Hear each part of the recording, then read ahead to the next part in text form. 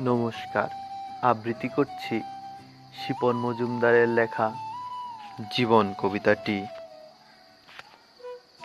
আমার স্বপ্নের সার্থকতা পাইনি বলে হাল ছাড়িনি রোজ। জীবনের রঙের ছোঁয়া দেখব ভেবে শান্তির কপোত উড়িয়েছি। তবুও বারবার অবহেলা করেছে সময়। তবু আমি প্রশ্নবিদ্ধ করিনি।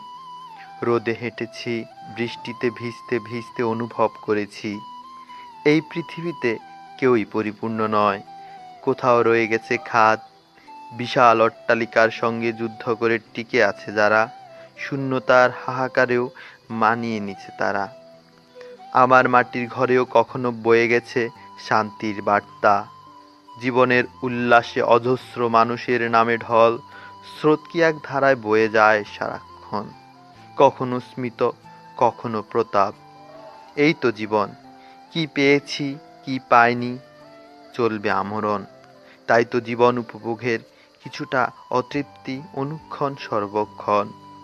জীবনের জীর্ণতা রুখিত সংশয়ে নেই দাঁড়াতে। জীবনের জটিলতা কে করিবে সাপ, উপভোগ করেছে জীবন। অমরত্বের বিরুদ্ধে অভিযোগ তুলে চিতায় চড়েছ, ফলিছে কি ফল সংশয় বিনা। ধন্যবাদ।